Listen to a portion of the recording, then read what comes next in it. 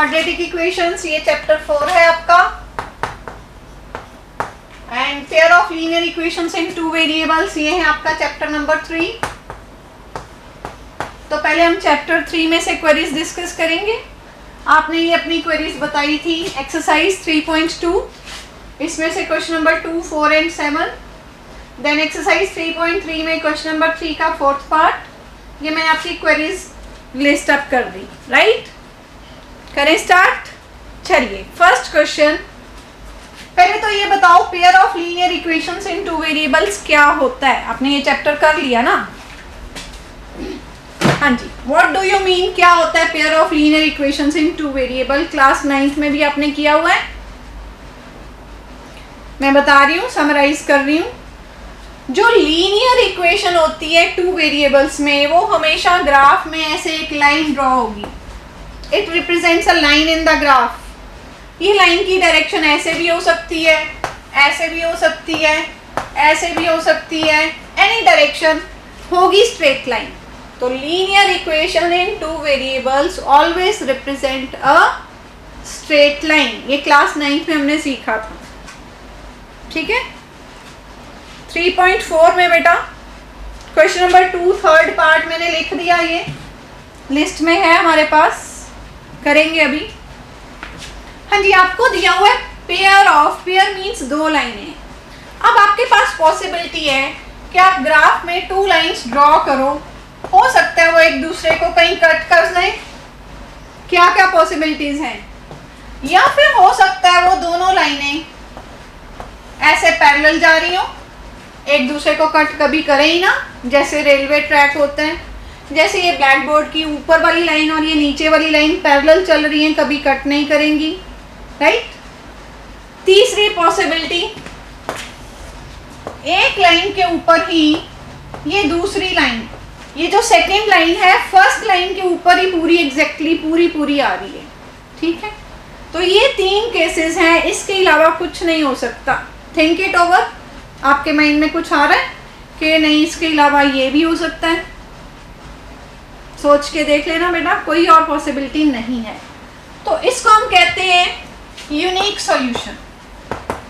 Unique solution, solution means जहां ये दोनों कट करेंगी, जो कॉमन पॉइंट है दोनों लाइंस का, दैट इज अ सॉल्यूशन। तो कॉमन पॉइंट तो ये एक ही है जो इस लाइन पे भी आ रहा है और इस लाइन पे भी आ रहा है। हाँ जी, इसमें तो कोई कॉमन पॉइंट है ही नहीं, इसके पास सॉल्यूशन ही है नहीं, नो सॉल्यूशन।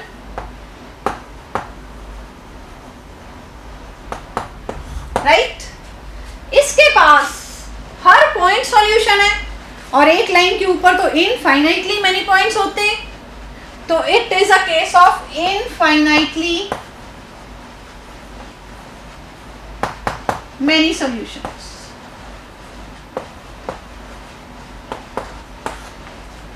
हाँ जी, तो 3 केसेस समझ में आ गए क्या होते हैं।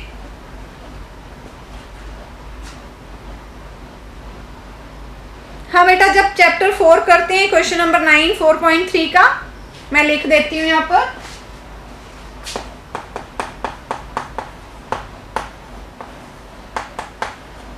ये हम चैप्टर 4 में डिस्कस करेंगे, अभी हम चैप्टर 3 कर रहे हैं, राइट। हाँ जी बेटा, बोर्ड इज नॉट क्लियर। बेटा बाकियों को भी डाउट है बोर्ड में।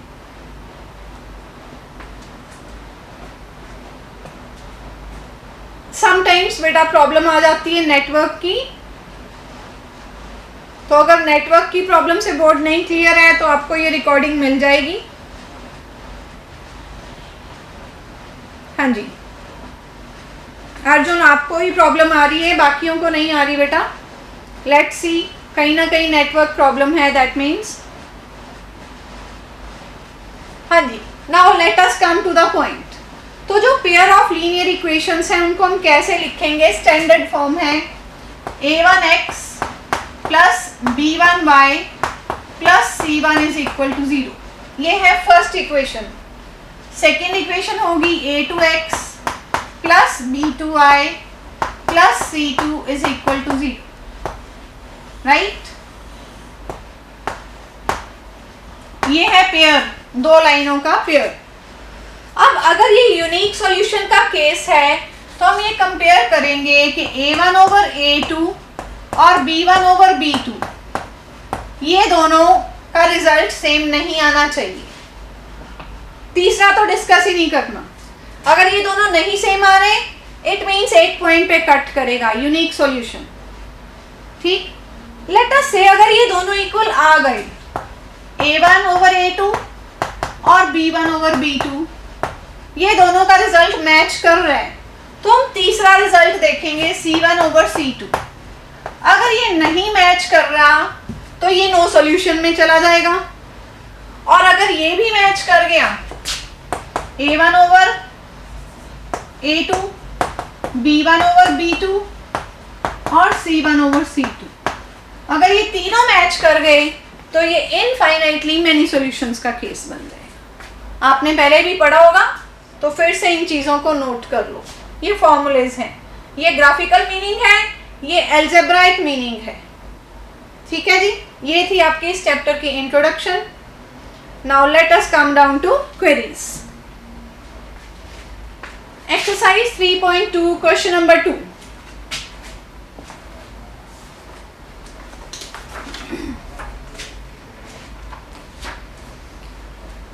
हाँ जी, क्वेश्चन नंबर 2 कह रहा है कि कंपेयर करो A1 over A2, B1 over B2 and C1 over C2, और बताओ कि ये जो लाइंस दी हुई हैं वो इंटरसेक्ट एट अ पॉइंट है, यानी यूनिक सॉल्यूशन, या फिर पैरेलल है, मींस नो सॉल्यूशन, या फिर कोइंसिडेंट, एक के ऊपर एक का आ जाना, इट इज कॉल्ड कोइंसिडेंट। इनको हम कहते हैं कोइंसिडेंट लाइंस। ठीक, इनको हम कहते हैं पैरेलल लाइंस, और इनको हम कहते हैं intersecting lines.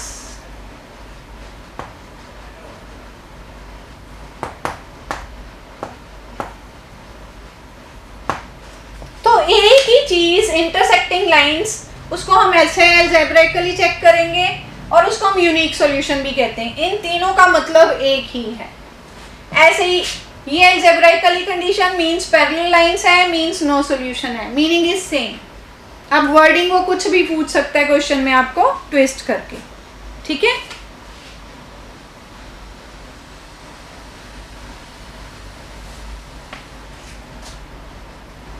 Next coincident lines, उसमें तीनों की रेशो सेम आती है, और ये कोइंसिडेंट लाइंस कहा जाता है। इसको हम इनफाइनाइटली मैनी सॉल्यूशंस का केस भी कहते हैं। तो वर्डिंग वो क्वेश्चन में चाहे इनफाइनाइटली मैनी सॉल्यूशंस कह दे, चाहे कोइंसिडेंट लाइंस कह दे, आपको ये प्रॉपर्टी चेक करनी है। ठीक है जी, ये आप नोट कर लोगे। I am going to start with first part. First part में आपको दो इक्वेशंस कौन सी दी हैं, लिखिए, आप भी अपनी बुक में से लिखिए। 5x minus 4y plus 8 is equal to 0 एक लाइन है, 7x plus 6y minus 9 is equal to 0 दूसरी लाइन है। तो आप लिखोगे A1 ओवर A2, 5/7 बन रहा है, कैंसलेशन हो नहीं रही, comma B1 over B2 minus 4/6, cancellation हो रही है 2 से, -2/3 आंसर आ रहा है। जब ये दोनों का आंसर मैच ही नहीं कर रहा, थर्ड निकालने की जरूरत नहीं, तो आप यहीं पर लिख दोगे भी find A1 over A2 is not equal to B1 over B2. Therefore, these are intersecting lines. Intersecting lines having unique solution. Having unique solution. खत्म। हाँ जी, अर्जुन क्लियर हो रहा है, आपको समझ में आ रहा है? तो अगर ये दोनों रिजल्ट सेम आ जाएंगे तो आप थर्ड निकालोगे, और फिर आपको मैंने अभी फॉर्मूले बताए थे, उससे कंपेयर करके आंसर कर दोगे।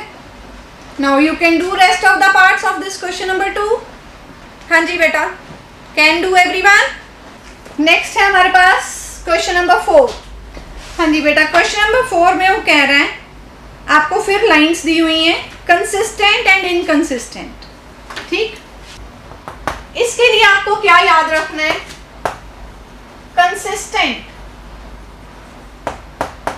कंसिस्टेंट का मतलब उसके पास सॉल्यूशन होना चाहिए, चाहे वन सॉल्यूशन है, यूनिक सॉल्यूशन है, चाहे इनफाइनाइटली मेनी सॉल्यूशंस हैं, दोनों कंसिस्टेंट की कैटेगरी में। और अगर आ गया आपके पास inconsistent, inconsistent means no solution. तो अभी हमने क्वेश्चन नंबर 2 में चेक किया था, वहां वर्डिंग थी, चेक करो क्या थी वर्डिंग वहां पर, चेक करो ये इंटरसेक्ट एट अ पॉइंट है या पैरेलल है या कोइंसिडेंट है। अब वर्डिंग क्या रोटेट हो गई? Consistent and inconsistent. तो आप चेक करोगे, अगर यूनिक सॉल्यूशन का केस बन रहा है तो कंसिस्टेंट लिख दोगे, इनफाइनाइटली मेनी सॉल्यूशंस का केस बन रहा है तो भी कंसिस्टेंट डिक्लेयर कर दोगे, और अगर नो सॉल्यूशन का केस बनेगा तो इनकंसिस्टेंट। तो इनकंसिस्टेंट में एक ही कैटेगरी है, नो सॉल्यूशन।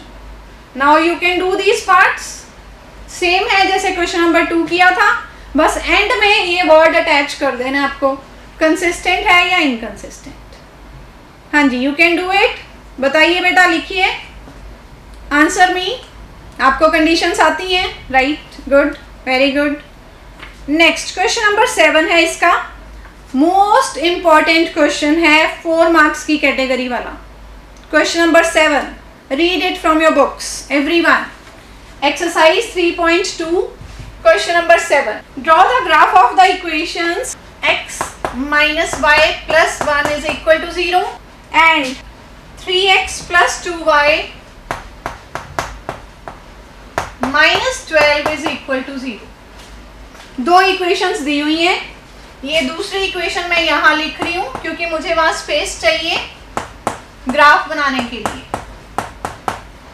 ठीक, एक इक्वेशन ये दी हुई है, एक इक्वेशन आपको ये दी हुई है, इन दोनों को आपने उसने कहा है ग्राफ बनाओ, और ग्राफ में चेक करो कि जो coordinates of vertices of the triangle formed by these 2 lines and x axis, और शेड करना है।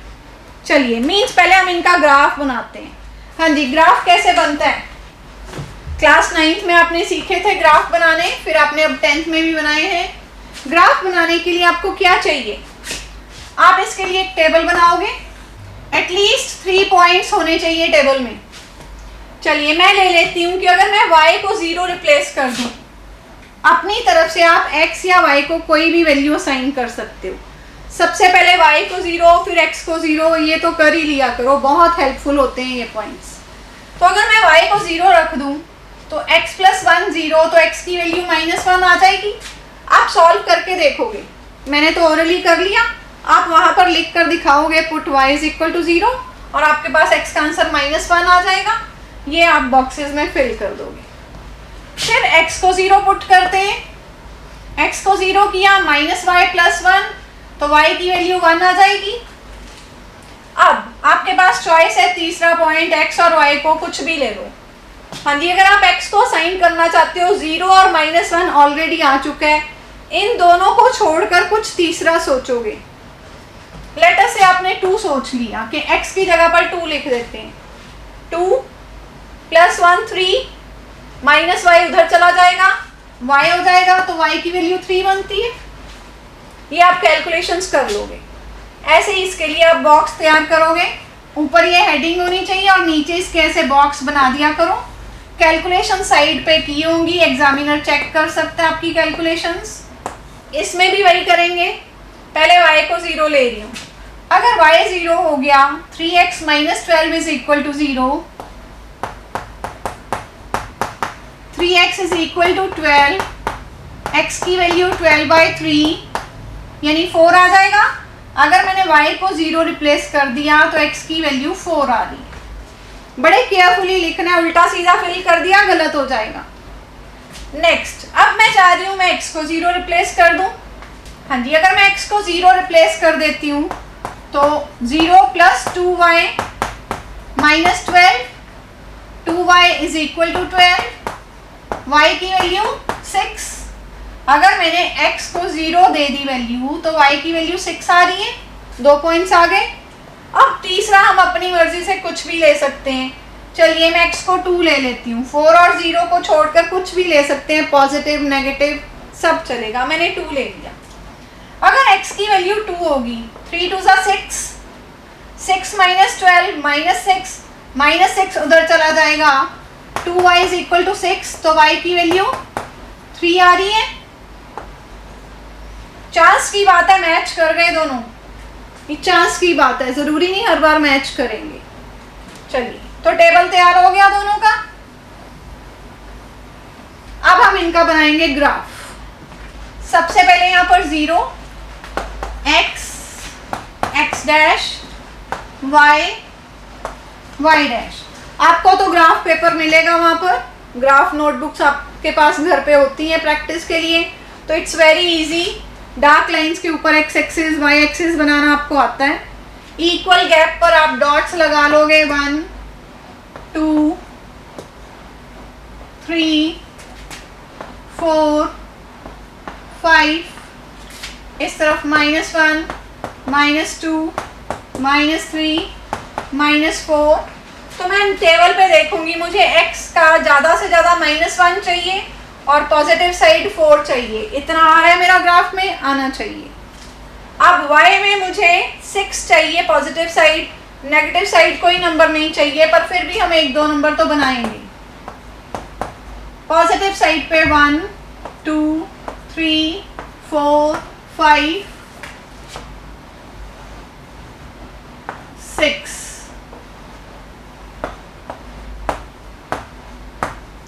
ठीक है, तो टेबल को देखकर आप ग्राफ में वो वैल्यूज वहां तक एक्सटेंड कर दोगे, x एक्सिस y एक्सिस को, जो आपको चाहिए। अर्जुन बेटा, आपको मुझे लगता है नेटवर्क की कोई प्रॉब्लम हो रही है। कोई बात नहीं है, रिकॉर्डिंग में आप दोबारा से चेक कर लेना। आप मेरी आवाज़ को ध्यान से सुनते जाओ और साथ साथ समझते जाओ, ठीक है। देन रिकॉर्डिंग में आप इसको चेक कर लेना। हाँ जी, फर्स्ट जो लाइन है x - y + 1, पहले हम इस बॉक्स के अकॉर्डिंगली पॉइंट्स प्लॉट करेंगे। पहला पॉइंट है -1, 0, x की लाइन में -1, ये रहा। इसकी हाइट है 0 के सामने, मीन्स यही वाला पॉइंट है -1, 0।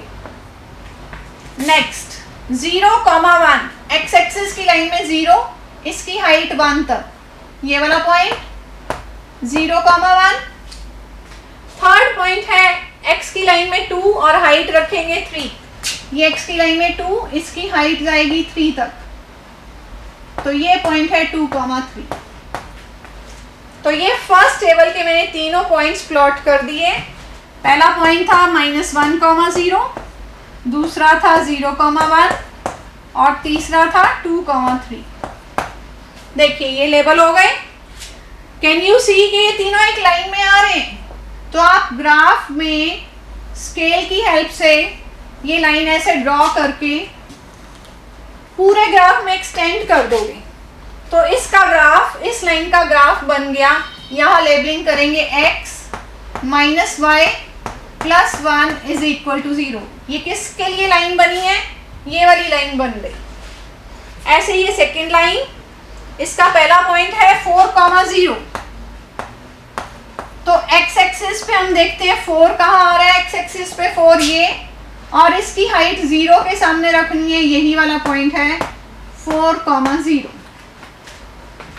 नेक्स्ट 0, 6, 0 x एक्सिस पे और इसकी हाइट जाएगी 6 तक, 0, 6। थर्ड पॉइंट है 2, 3, यही वाला पॉइंट इसमें भी यूज हो रहा है। कैन यू सी ये तीनों पॉइंट्स एक लाइन में आ रहे हैं? तो ये लाइन ड्रॉ करके लेबल कर दोगे 3x + 2y - 12, 3x + 2y - 12 = 0। हाँ जी, बताइए सबसे पहले ग्राफ बनाना क्लियर हो गया बेटा? तो सबसे पहले हमने ग्राफ बनाया। ये बहुत बार क्वेश्चन आता है, इतना तो आएगा ही ग्राफ बनाने के लिए। अब इसमें और एक्स्ट्रा क्या कहा है उसने कहा है कि ये जो दो लाइनें हैं और x एक्सिस मीन्स ये वाली दीवार है x एक्सिस, और ये दो लाइनें हैं, तो एक ट्राइंगल बन रहा है आपके पास। Can you see this triangle?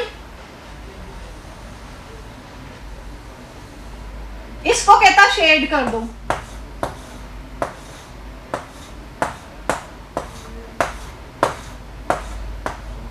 Shade हो गया, शेडिंग कही हुई है। और फिर कहता इसके जो वर्टिसेस हैं ए बी और इसका नाम सी, वो बताओ क्या क्या है। तो ए के कोऑर्डिनेट्स क्या आ रहे हैं, ग्राफ में नजर आ रहे हैं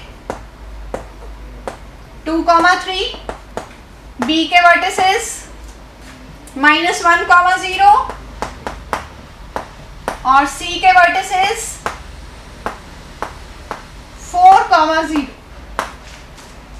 ये जो हम 0 रखते थे ना बॉक्सेस में, उसका हमें फायदा मिल गया कि हमें पता चल रहा है डायरेक्ट क्लियरली, तो ये रख लेना चाहिए हर बार, इट इज ऑलवेज यूजफुल। हाँ जी, तो उसने कहा था ट्राइंगल बनेगा, उसके वर्टिसेस बताओ और उसको शेड करो, हो गया शेड। Question complete. 4 मार्क्स का क्वेश्चन आता है बेटा ऐसा। हाँ बेटा कृपाल, आपको भी बोर्ड क्लियर नहीं है? चलिए आप बेटा रिकॉर्डिंग में ही चेक कर लेना, अब हम टाइम नहीं वेस्ट करना चाहते, we have so many questions to be discussed. Okay, तो आप सुनो, कोशिश करो जितना समझ आता है। हाँ जी, अब ऐसा भी क्वेश्चन आ सकता है कि ये 2 लाइंस और वाई एक्सिस, तो फिर ये वाला ट्राइंगल बनना था, कैन यू सी, इसको शेड करना था और इसके ये 3 पॉइंट्स जो आ रहे हैं वो डिक्लेयर करने थे ABC। तो क्वेश्चन ट्विस्ट हो सकता है, आपको दोनों तरह से आना चाहिए, एक्स एक्सिस के साथ भी और वाई एक्सिस के साथ भी, और कई बार इसका एरिया भी निकालना आता है। अब देखिए इस ट्राइंगल का एरिया, ये बेस है, बेस में कितने यूनिट्स आ रहे हैं 1 2 3 4 5, बेस कितना है 5 यूनिट्स का, कैन यू सी, ये 1 यूनिट 2 यूनिट 3 4 और 5, 5 टुकड़े नजर आ रहे हैं ना बेस में, तो 5 यूनिट्स का बेस है। इसकी जो हाइट होगी ये देखिए कितने टुकड़े आ रहे हैं हाइट में 1 2 3, तो इसकी हाइट है 3 यूनिट्स। तो कई बार वो क्वेश्चन में कहता है इस ट्राइंगल का एरिया भी निकालो, तो आपने ग्राफ से ही बेस और हाइट ऐसे ही लिख लेना है, और आपको एरिया का फॉर्मूला पता है, area of triangle is half into base into height, half into 5 into 3, 15/2 means 7.5 square units। Finish. तो हो सकता है क्वेश्चन में कुछ और ट्विस्ट करके पूछ ले, ठीक है बेटा। हाँ पूजा बेटा, 3.6 पे आएंगे, फिर देखते हैं आप क्या डाउट आ रहा है। हाँ जी, is this 7th question clear, most important question. चलिए नेक्स्ट 3.3, क्वेश्चन नंबर 3 का 4th part, exercise 3.3 third question का 4th part. Okay, taxi charges in a city consist of a fixed charge together with the charge for the distance covered. अब क्या कह रहा है कि जब टैक्सी पे आप जाते हो उसका क्या रूल है कि कुछ उसने फिक्स्ड चार्जेस लेने हैं और कुछ उसने किलोमीटर के हिसाब से लेने हैं। लेट अस से थर्ड क्वेश्चन एक्सरसाइज 3.3, इसका क्वेश्चन नंबर 3, इसका 4th पार्ट, इसका आंसर है। तो हम लेट कर लेते हैं fixed charges ₹X and charge पर किलोमीटर ₹Y। ओके, हाँ जी क्लियर। नाउ क्वेश्चन में आपको दिया हुआ है कि उसने 10 किलोमीटर दूर गया, तो वो कैसे चार्ज करेगा, X रुपीस तो उसने लेने ही लेने हैं, 10 किलोमीटर दूर गए तो 10Y चार्जेस ले लेगा उस चीज के, दोनों को मिलाकर आपका बिल बनेगा। बिल कैसे बनेगा, फिक्स चार्ज प्लस जितने किलोमीटर गए, 10 किलोमीटर गए थे, और ये उसने आपका बिल बना दिया 105 रुपीज। इसके ऊपर हम लिखेंगे according to question, short form में ऐसे ही 10 किलोमीटर का वो कहता है ये बिल बन गया, तो रूल के accordingly fix charge plus 10y इतना आना चाहिए। देन ही सेज अगर 15 किलोमीटर जाते हो it means x plus 15y का बिल बनेगा। तो कहता बिल बन रहा है 155, राइट? दो इक्वेशंस बन गई। अब कहता सॉल्व करके, ग्राफ नहीं बनाना आपको, सॉल्व करके आपको x और y सॉल्व करने हैं। जो x आ जाएगा आप स्टेटमेंट, ये दो लाइनें स्टेटमेंट की एंड में रिपीट कर दोगे। अब आगे सॉल्व करने के लिए आप इसको एलिमिनेशन लगाओ, सब्स्टिट्यूशन लगाओ, कोई भी मेथड जो आपको इजी लगता है। यहाँ पर कुछ नहीं लिखा होता। अगर उसने लिख दिया ये मेथड लगाओ, सो एंड सो मेथड लिख दिया, फिर तो वही लगाना पड़ेगा। अगर नहीं लिखा, you have a choice, you can apply any method which ever you feel comfortable.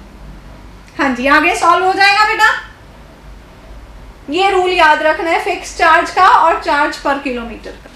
Next आपका था बेटा 3.4 question number 2 third part.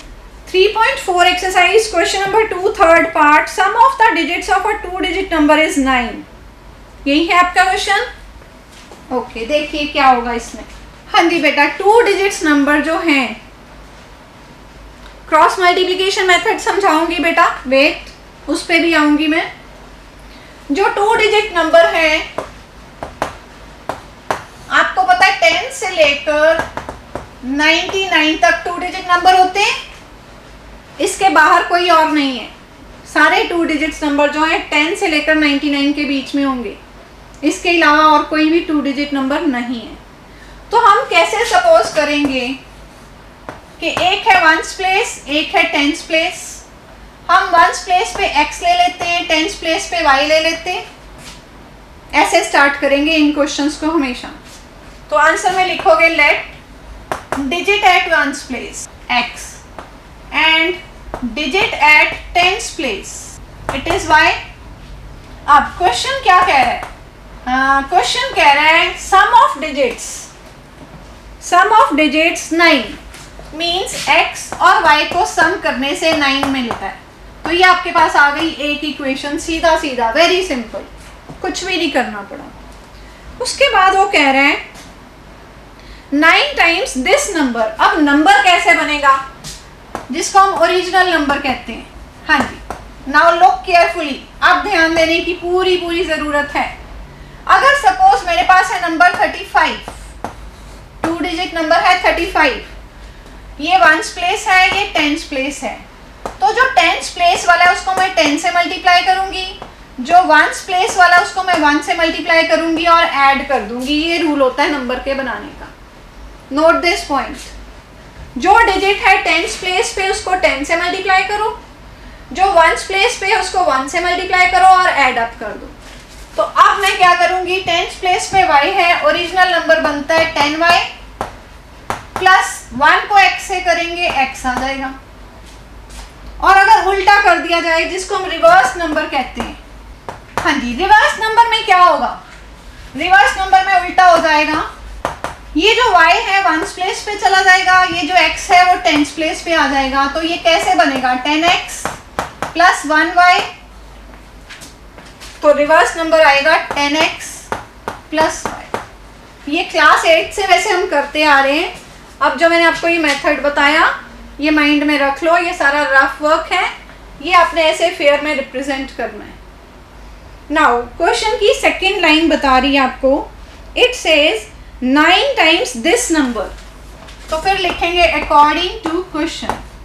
9 times this number means ये original number. 9 times this number is twice the number obtained by reversing the order of digits. Twice the number obtained by reversing means reverse number, जो हमने यहाँ बना दी। ये कह रहा है question. तो अब आप क्या करोगे? ब्रैकेट्स रिमूव करोगे, सारी टर्म्स एक तरफ ले आओगे और सेकेंड इक्वेशन बन जाएगी। 2 इक्वेशंस आपको सॉल्व करनी आती हैं। हाँ जी, आगे हो जाएगा बेटा, बोलिए बेटा, कैन यू कंप्लीट नाउ? ये लॉजिक याद होना चाहिए रिवर्स्ड और ओरिजिनल नंबर बनाने का, और क्वेश्चन पढ़ के ये कंडीशन कैसे अप्लाई करनी है। गुड। नेक्स्ट आपका था क्रॉस मल्टीप्लीकेशन मेथड। हाँ जी, I am going to take one example from my side. मैंने अपनी तरफ से 2 लाइनें लिख दी और इसको हम अब सॉल्व करेंगे क्रॉस मल्टीप्लिकेशन मेथड से।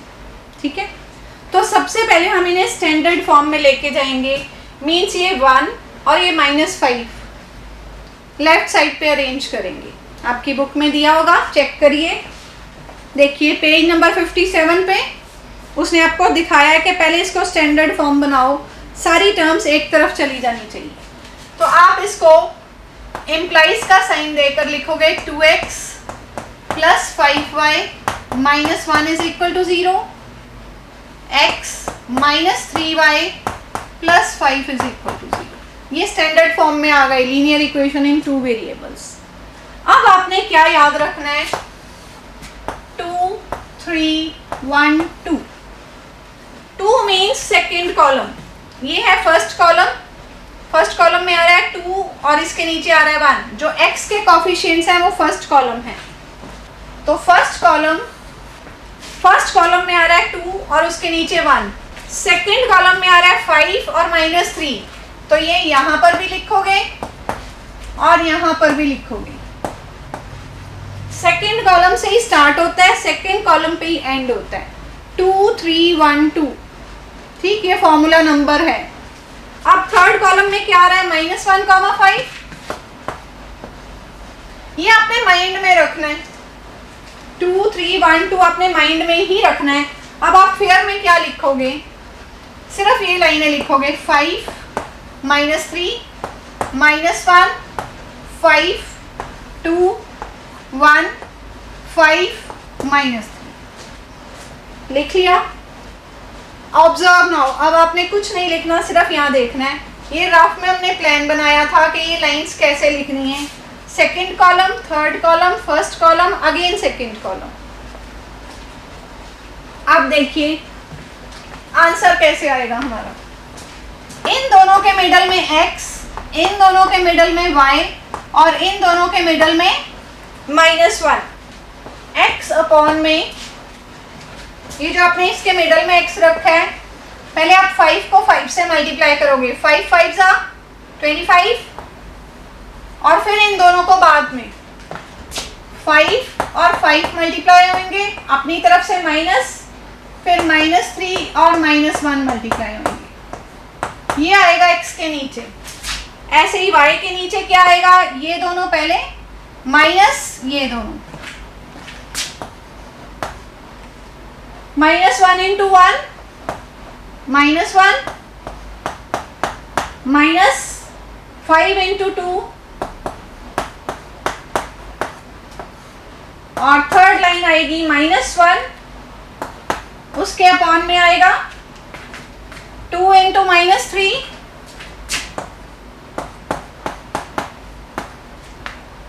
-1 × 5।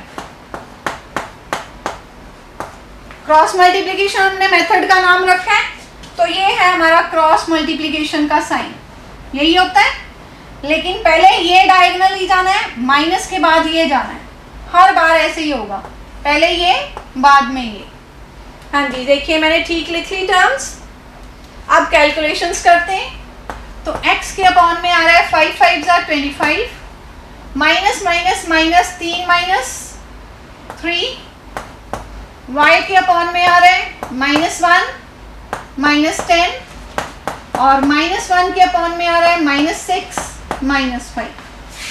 आगे कैलकुलेशंस, x के अपॉन में रह गया 22, y के अपॉन में आ गया -11 और -1 के अपॉन में आ गया -11। ये माइनस माइनस कट जाएंगे। एक मिनट चेक करने दो, यहाँ 1 आएगा। अगर इज इक्वल टू के उस साइड रखें तो -1 आता है। अब यहाँ पर 1 आएगा। Okay, note this point. अगर ये स्टैंडर्ड फॉर्म है, constant term is equal to के लेफ्ट साइड अरेंज हो गई तो फिर 1 यूज करेंगे। दूसरा ऑप्शन होता है हमारे पास, अगर हम कांस्टेंट टर्म को उस साइड पे रखें तो फिर यहाँ पर -1 देना होता है। ओके, हाँ यू आर राइट बेटा, -1 की जगह पर 1 आएगा। ठीक, चलिए, तो ये आपके पास आ गई कैलकुलेशंस। अब आप क्या करोगे, ये फर्स्ट और ये थर्ड को कंपेयर करोगे, 22 ऊपर चला जाएगा तो x का आंसर आएगा 22 अपॉन में -12, 11 कैंसिलेशन हो जाएगी 2, तो x का आंसर आ जाएगा -2, कॉमा y वाला ये सॉल्व करने के लिए -11 ऊपर चला जाएगा, -11 के अपॉन में -11, माइनस माइनस कट गया, 11 से 11 कट गया और आंसर आ गया 1। तो x की वैल्यू -2 और y की वैल्यू 1, आपका आंसर आ गया फाइनली। ये आपका आंसर आ गया क्रॉस मल्टीप्लिकेशन मेथड से। आप अपना आंसर वेरीफाई कर सकते हो, x को -2 लिखो, y को 1 लिखो और सॉल्व करके देखो क्या इसका रिजल्ट 1 आ रहा है। फिर यहाँ पर x को -2 और y को 1 लिखो और ये सॉल्व करके देखो -5 आ रहा है। आप अपने आंसर को वेरीफाई कर सकते हो। ठीक है बेटा, ओके। तो ये क्रॉस मल्टीप्लिकेशन का मेथड, इसका फॉर्मूला होता है सेकंड कॉलम y वाला पहले आना है, फिर थर्ड कॉलम आना है, फिर फर्स्ट कॉलम और एंड में फिर यही वाला एंड में रिपीट करना है। बस ये अरेंजमेंट लिखना आना चाहिए और उसके नीचे इन दोनों के मिडल में x, इन दोनों के मिडल में y, इन दोनों के मिडल में y, फिर आपका ये सॉल्व होकर आंसर आ जाएगा। क्लियर बेटा, क्रॉस मल्टीप्लिकेशन मेथड जिनको डाउट था।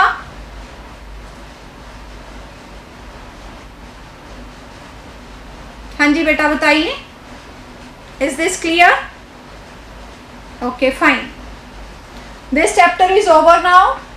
अब क्वाड्रेटिक इक्वेशंस की आपकी सबसे ज़्यादा एक ही प्रॉब्लम है, कंप्लीटिंग स्क्वायर मेथड। टाइम भी शॉर्ट है, मैं जल्दी से एक क्वेश्चन करके दिखाती हूँ आपको कंप्लीटिंग स्क्वायर मेथड का। हाँ जी बेटा, completing square method, observe carefully क्या होगा। सबसे पहले आप गिवन जो इक्वेशन है उसको कॉपी करोगे, ओके।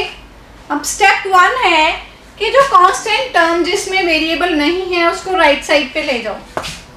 2x² - x = 3, ये स्टेप 1 आपने याद रखना है। Taking constant term to other side, x वाली चीजें यही रहेंगी, बिना x वाली दूसरी साइड चली जाएगी।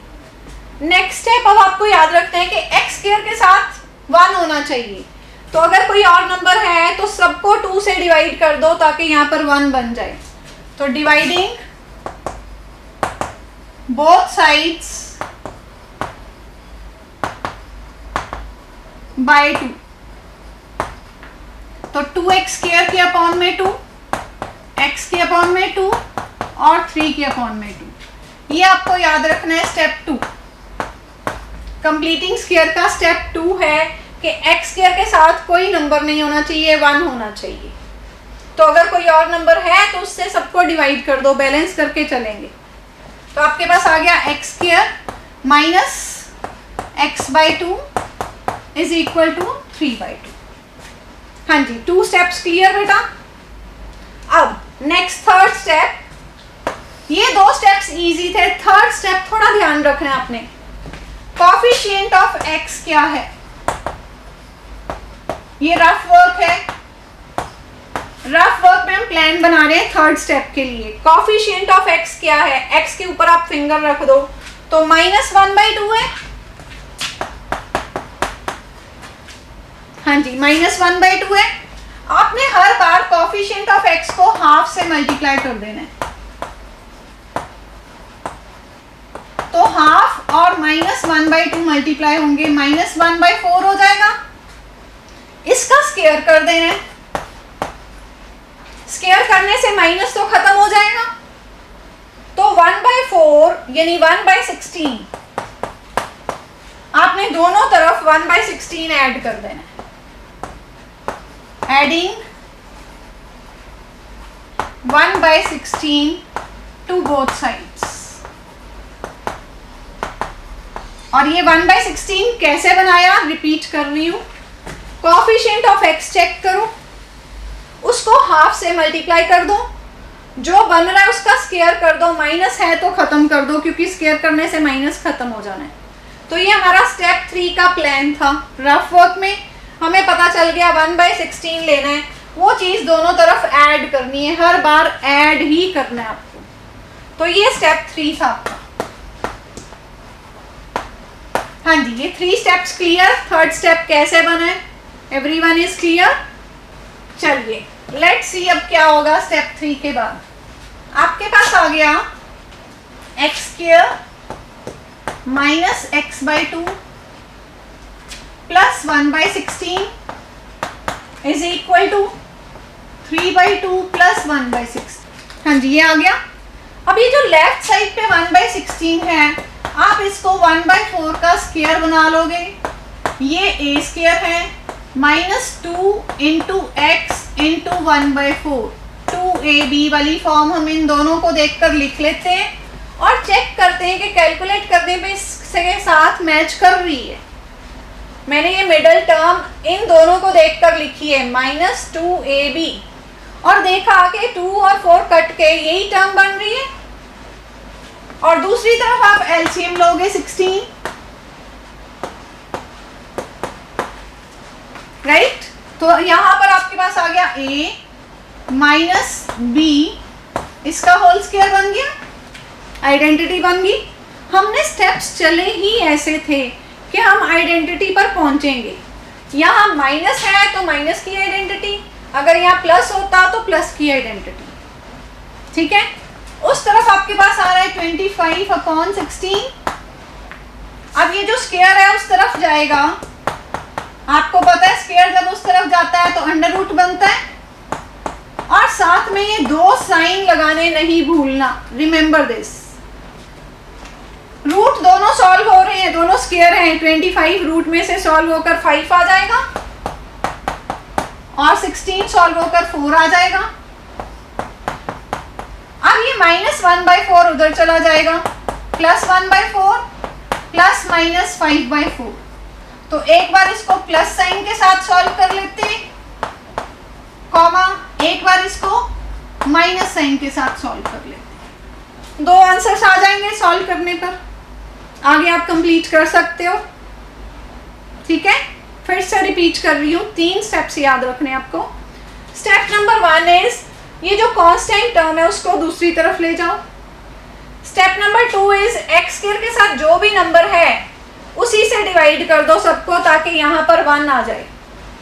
स्टेप नंबर 3, x का कोफिशिएंट, रफ में मैंने पहले लिखा हुआ था, कोफिशिएंट ऑफ x को हाफ से मल्टीप्लाई कर दो और फिर उसका स्क्वायर कर दो। ये जो नंबर बनेगा ये दोनों तरफ ऐड करना है, दिस इज स्टेप 3। ऐसा करने से हमारे पास a² plus b² minus 2ab या a² plus b² plus 2ab, दोनों में से एक आइडेंटिटी बनेगी। तो होल स्क्वायर बन जाएगा, उधर एलसीएम लोगे, स्क्वायर जाकर रूट बनेगा और 2 साइन प्लस माइनस। रूट में से जो टर्म सॉल्व हो रही है सॉल्व कर लेनी है, अगर नहीं होंगी तो रूट में ही रहेंगी। और फिर ये वाला टर्म माइनस 1/4 उधर जाएगा और आप आगे कैलकुलेशंस करके आंसर निकाल लोगे। हाँ जी, कंप्लीटिंग स्क्वायर मेथड यही है। अब बताइए, आ गया समझ में बेटा? हाँ जी, any other doubt? Any other doubt? 4.3 का क्वेश्चन नंबर 9 लिखा था बेटा आपने। ओके, वाटर टैप्स वाला थोड़ा सा ट्विस्टेड है, रेसिप्रोकल के साथ चलता है बेटा, ऑब्जर्व करिए ध्यान से। Question number 9 exercise 4.3। हाँ जी, क्वेश्चन नंबर 9 में लिखा है 2 वाटर टैप्स टुगेदर, इकट्ठी चलती हैं अगर ये दोनों टैप्स, तो 9 3/8 आवर्स में टैंक फिल हो जाता है। जो लार्जर डायामीटर है इट टेक्स 10 आवर्स लेस, जिसका टैप का डायामीटर बड़ा है, मीन्स बड़ा टैप है, वो 10 आवर्स कम टाइम लेता है। तो हम मान लेते हैं let time taken by larger tap, it is x, therefore time taken by smaller tap ये होगा x प्लस 10। वो 10 आवर्स कम लेता है, उसको मैंने अगर x ले लिया तो ये x प्लस 10 होगा। अगर आपने स्मॉलर टैप को x ले लिया तो वो x माइनस 10 होगा। दोनों ऑप्शंस हैं आपके पास। ठीक है, ये बेटर होता है, इससे प्लस वाला आ गया, बाकी आप जैसे भी लिखना चाहो।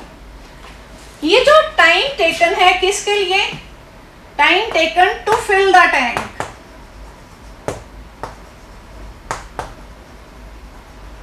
पूरी लाइन लिखनी है, यानी अगर सिर्फ ये लार्जर टैप चलाया जाए तो वो x आवर्स में टैंक को फिल कर देगा। ये देखिए आपके पास ये टैंक है, ये अगर x आवर्स में पूरा टैंक फिल कर देता है तो 1 आवर में ये 1/x, 1 आवर में ये कितना फिल करेगा, 1/x पार्ट, और ये कितना फिल करेगा, 1/x + 10।